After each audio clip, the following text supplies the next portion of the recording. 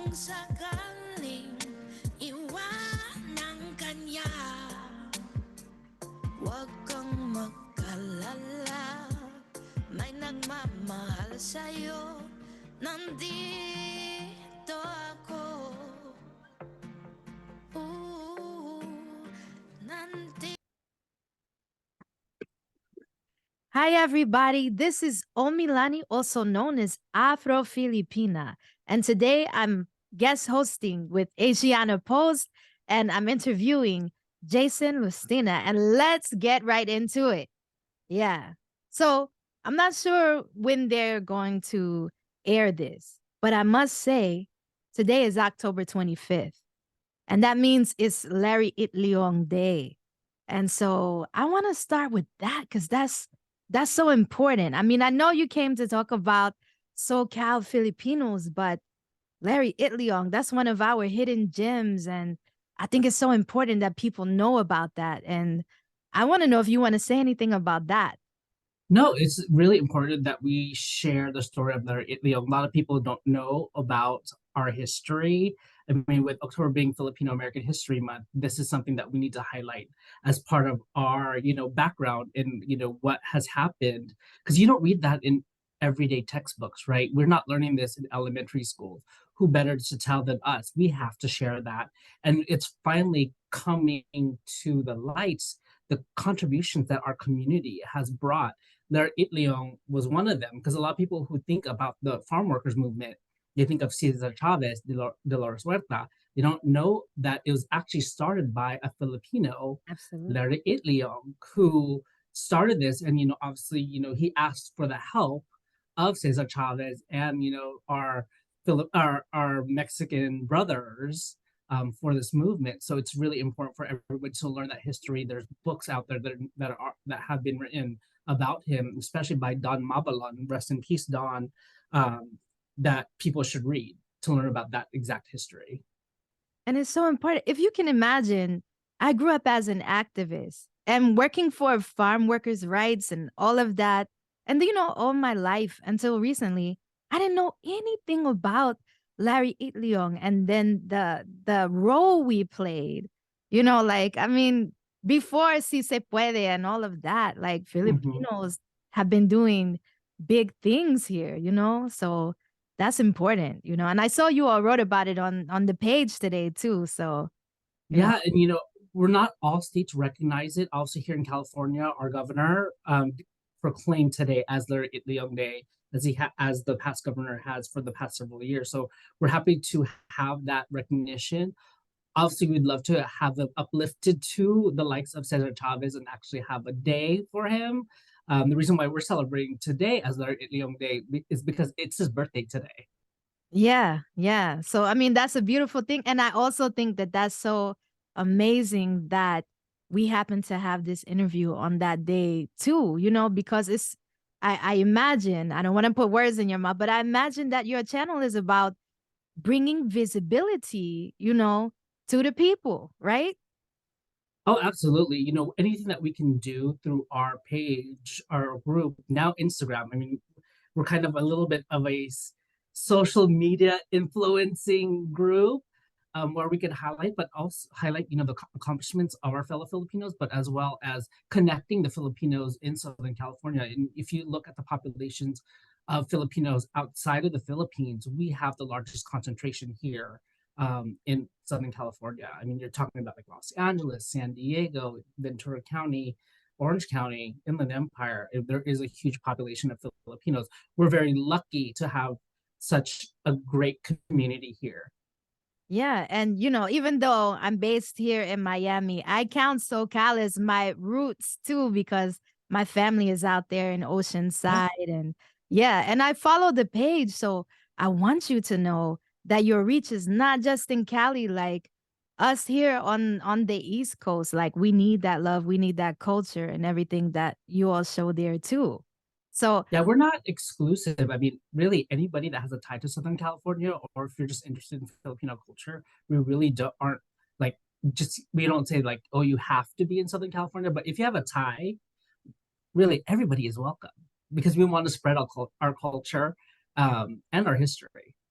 So while we're talking about it, how did all of this start? I know it started during the pandemic, but please give us the backstory. Like, where did SoCal Filipinos come from? Yeah, so SoCal Filipinos was born from the pandemic. Everybody was ordered to stay at home. We really didn't have any outside connection. Somebody that I met through social media, on Facebook through another group. His name is John Ekbabalan. I was like, let's start a new group. Let's just see what happens. And really, what we thought was just be our friends, and what started to be just memes, right? All we did was memes, and like kind of the funny aspects, like did you grow up with this, did you grow up with that, turned into much more than what we thought. It's been evolving. In the first like month, we're like, there's a couple thousand people in this group all of a sudden. How did that happen? Word of mouth. The power of word of mouth and the power of social media. The next thing we know, we're like, oh, we're approaching 7,000, 8,000. And this was around October of 2020. We're like, well, maybe we need to put a little bit more substance into it. So we started programming. So we highlighted, like, for Filipino American History Month, we did a cooking demo with the authors of the Filipino Instant Pot Cookbook, and then we did something alibata, and we did also a session on Filipino American history by the mayor of Daly City, Rod Magwal, but who also happens to be a educator on Filipino history as well as Asian American history. So from there, we just continued the programming. It just kept on growing. This past year, as things were opening up, we've seen the most growth, which is crazy. There was a time where like, okay, we hit 50,000. Oh, we're now around 60,000. Now we're really on the verge of reaching 75,000 members, which is crazy. And also our Instagram as of recently has been growing and people are latching onto it. As today, we've just hit 16,000 followers. That's amazing. Yeah, it's crazy. I keep on saying using the word, but for me, it's just like, wow. And, Yeah. for me, it's now a responsibility, right? Mhm. Because now that you have that influence with that many people watching and following a group or our Instagram, want to make sure that, we're putting out meaningful content Mm. for our members and followers. That's interesting. So you're saying there's been a bit of a shift, and I have to say I've been following for a while. I do love the memes now. I do look at the jokes, like that keeps me there, but I also love the culture, and I think right now in particular, and I'm not sure why, but there does seem to be this big urgency or this big pull. I mean, maybe we've always been reaching for the culture and the history, but I do notice like a big thirst, in our community. So, like in that respect, like what is the importance, or why do you think like people are so like thirsty for? I mean, I don't like the word thirsty, but you know what I mean? Like why are people Yeah. interested now?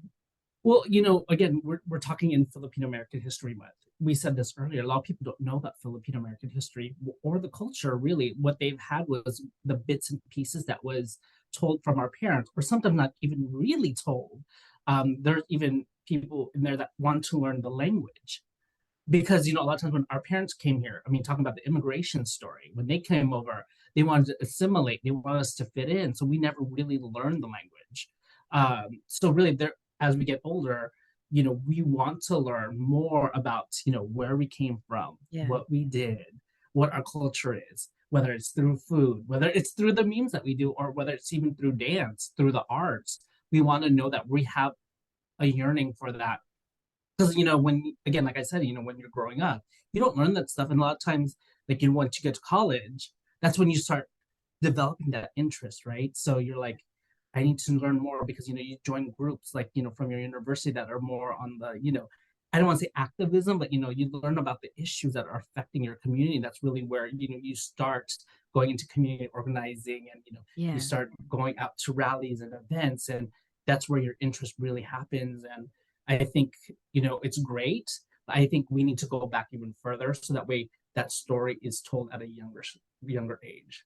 Yeah, that is so key. And in a way, it's like we're piecing together the pieces of the puzzle, because a lot of us are missing that. And then I don't know, at least for me, as I'm looking at the new stuff, I'm digging deeper to know, like, okay, where did they get that from? You know what I mean? Like just trying Mhm. to understand and sort out through the history. But since we're talking about that, what are your roots? Like where do you claim, where you represent in the Philippines? Well, my parents are both from the province of Pangasinan. My mom actually immigrated here first.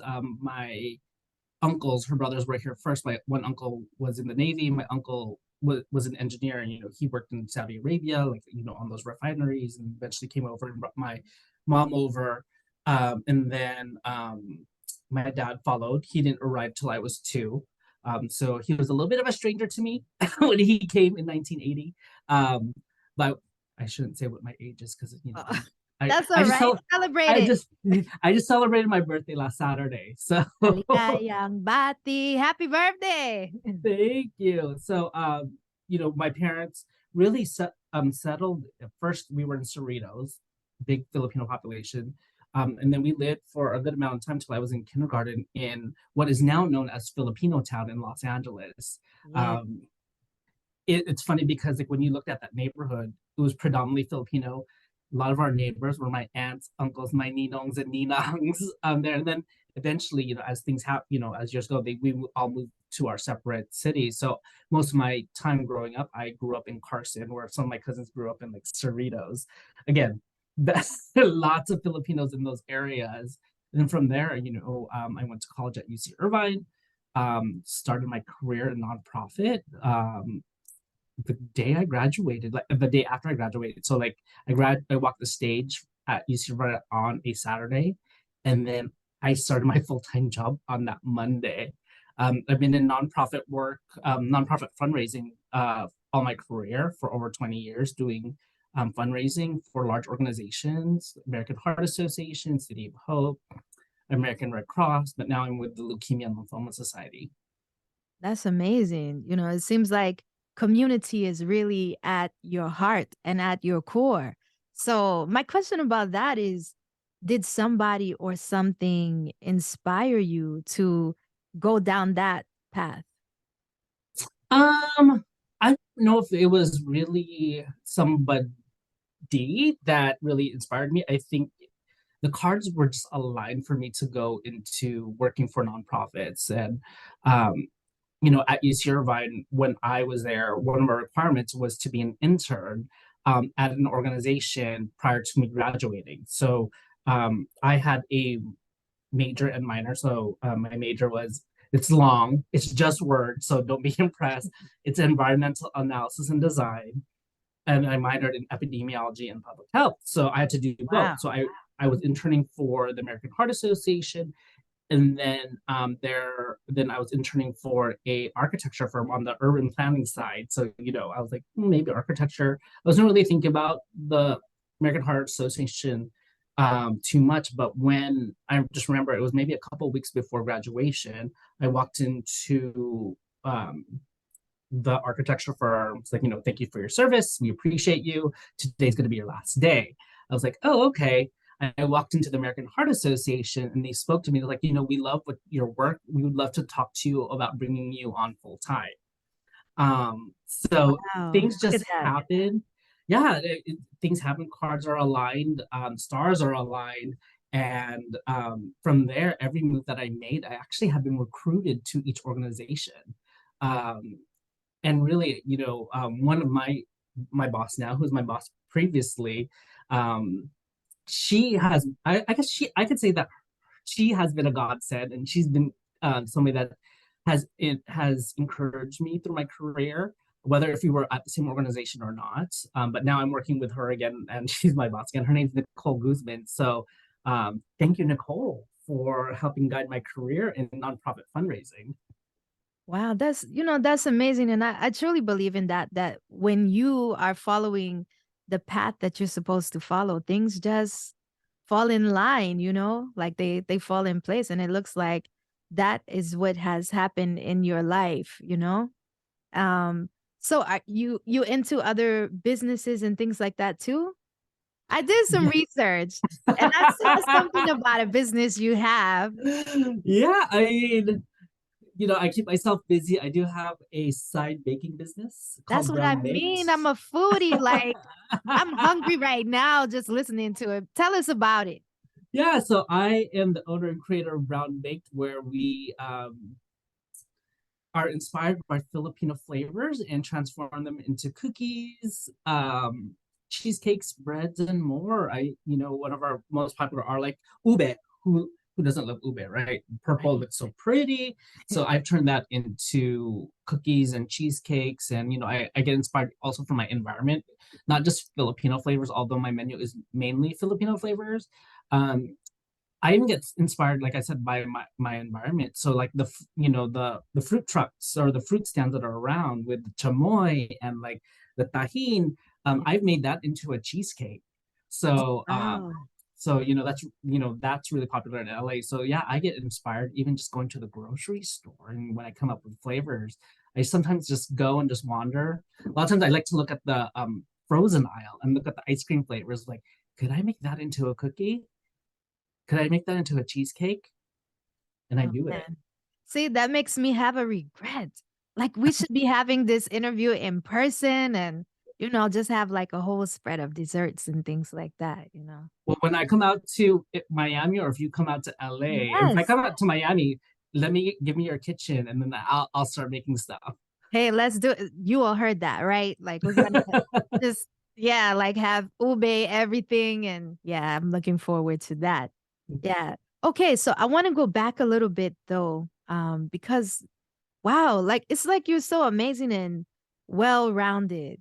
But I have to admit, I did not know who was the face behind SoCal Filipinos. And I want to know if there's a reason why like you don't like I don't know, like you don't like put a whole lot about you on there.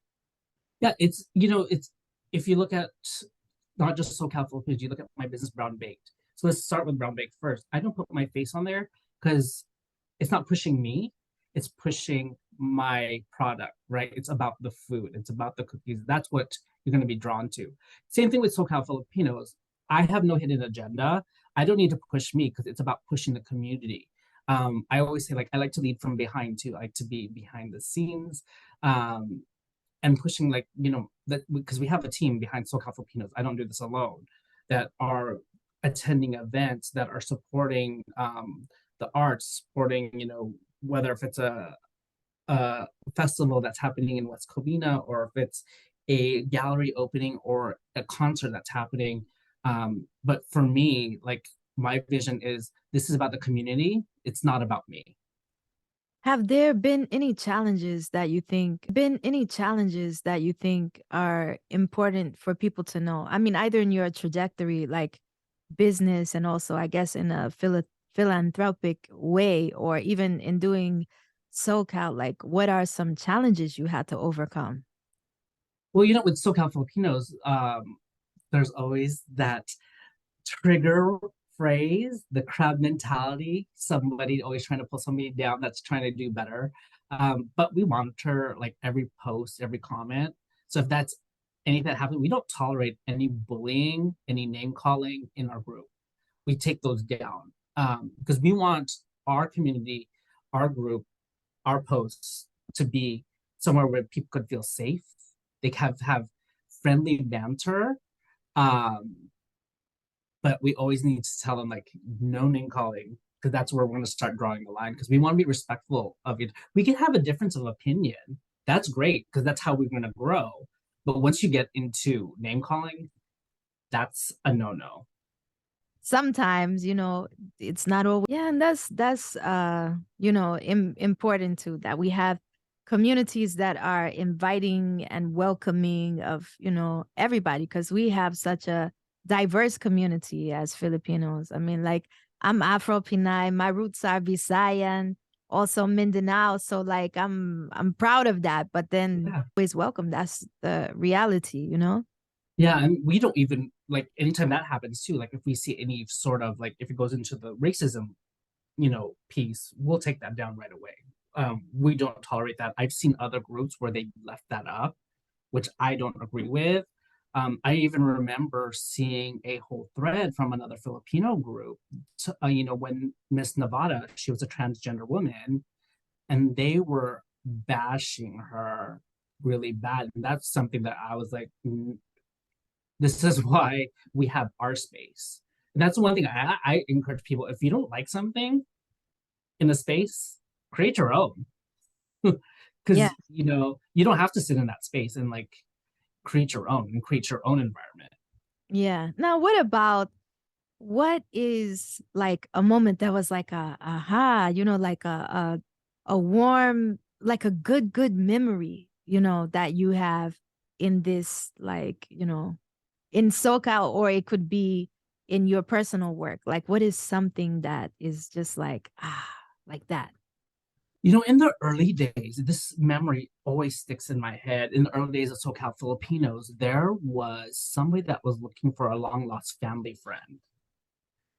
Knowing how Filipinos know each other, she had Mhm. posted about this person, saying that they were looking for them. Somebody knew that person, Wow.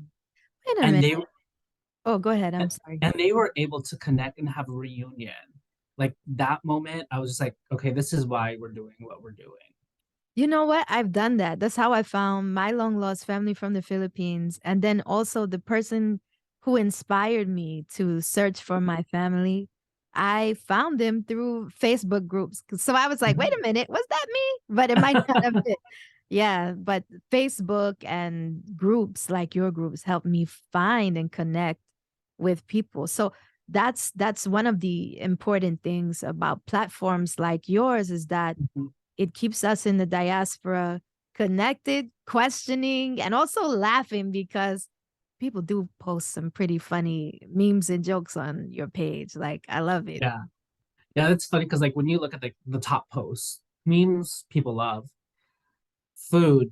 I mean, we're Filipino. Who doesn't love food? So that's always like something that will always bring the community together. And actually, the current events, like when there's somebody winning, people love it. When um, I can't remember her name, but when a Filipino tennis player won the U.S. Open Juniors, people were applauding that. Yeah. So it's great to see us like lift each other up, and that's what we need more of.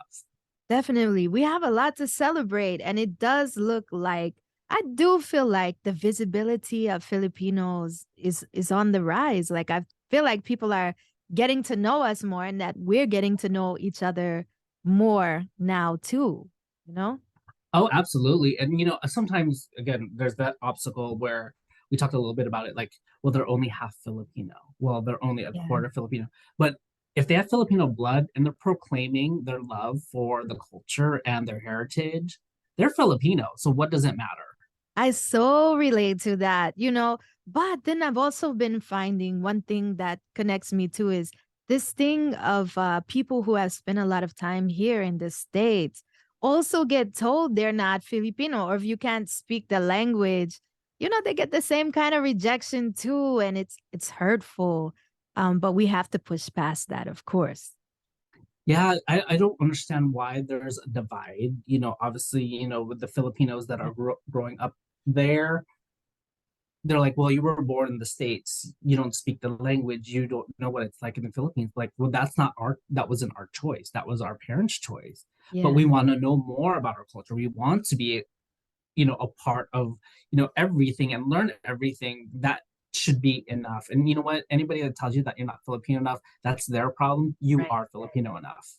Yeah. And a lot of us here in the diaspora, we love the Philippines so much. I mean, we got so much pride and passion for our roots. So, yeah, sometimes hearing that is like crushing. But I think if we keep working on building those bridges Yeah. and don't let that take away from our love, you know what I mean? Like, we can push past that. Yeah. Yeah. And So, we are saying that right now. You and I are saying anybody that's telling you that you're not Filipino enough, tell them to go away. We are telling you that you are Filipino enough. yeah, that's beautiful and so, so, so important. So, those are the questions I have for you, but I want to know, is there anything you want to share with the Asiana Post community? I mean, I appreciate this interview. I mean, I had a great time talking to you about our culture, about SoCal Filipinos. Again, everybody is welcome to join the group. Follow us on Instagram, follow us on Facebook. We're also now on TikTok. We're building that community there. So yeah, follow us. Like our posts, interact with the community.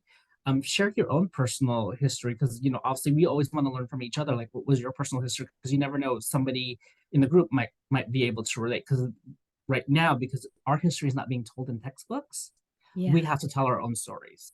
Yes, we do. And what a beautiful start, with platforms like yours. So thank you for your beautiful work, both online and offline.